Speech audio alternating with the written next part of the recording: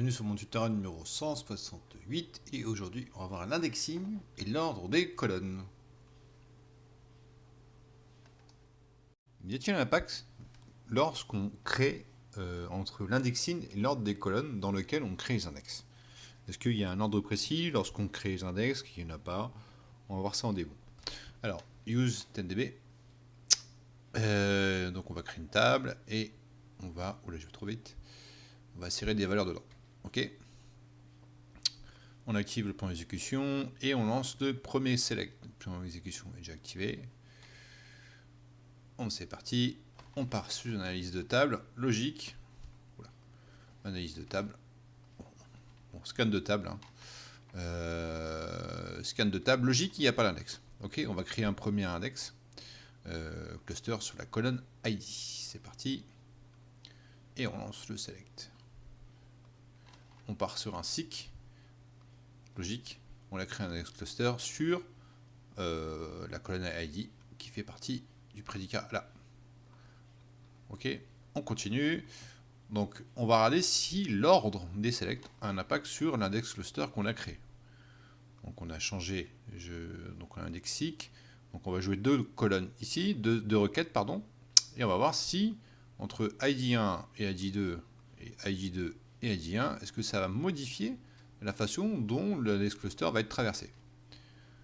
On a joué les deux requêtes et on est bien à 50-50. Donc on voit qu'il n'y a pas de est-ce que le serveur est assez intelligent pour comprendre que qu'il y a eu une différence entre le where ID ici et au-dessus et en dessous. D'accord? Donc pas d'impact à ce niveau-là.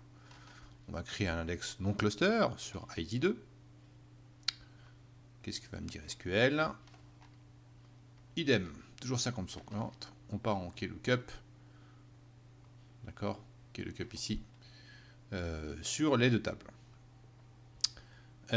Idem, si on crée un index non cluster maintenant sur la colonne ID1, ce qui va avoir un impact, je pense que vous avez deviné, il n'y en a pas. Toujours 50-50. Donc est-ce que le serveur est assez intelligent à ce niveau-là? Alors, c'est cool tout ça, mais y a-t-il un ordre à prédéfinir lors de la création de l'index? Donc on va supprimer les index qu'on a créés auparavant. On active cette statistique IO on et on va partir de cette simple requête. D'accord? Donc plan d'exécution, scan index. D'accord? Lecture logique 624. On va essayer de faire un peu de perf sur cette requête. Quel index créer pour baisser le nombre de lectures? Donc, en premier lieu, on va dire, si vous avez bien suivi ce que j'avais dit avant, on va partir sur un include city, sur city, et une couverture, en incluant en fait ces colonnes. C'est parti. On relance la requête. On est vraiment très bon. On est à l'index seek. C'est parfait. La requête est passé de 624 à 7 lectures logiques. Je pense qu'on est pas mal au niveau perf. Ok, donc c'est parfait. Par contre, je me dis, est-ce que ça a vraiment un impact si je drop les index présents sur la table et je vais modifier l'ordre des colonnes, donc j'ai créé cet index. Donc je drop l'index que j'ai créé auparavant. Et je vais juste modifier l'ordre de colonne dans l'index en include. Vous voyez ici, avant il y avait ID 1, et là j'ai mis ID 2, pardon, et là j'ai mis ID 1 à la place de ID 2. D'accord? Donc vous voyez au-dessus, j'ai modifié juste l'ordre des colonnes. D'accord? Est-ce que ça a un impact?